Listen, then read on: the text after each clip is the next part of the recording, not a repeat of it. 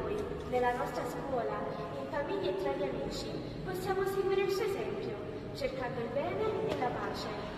Affidiamo a San Sebastiano la nostra comunità, la nostra scuola e le persone a cui vogliamo bene, chiedendo il suo aiuto nel cammino di crescita che ci attende.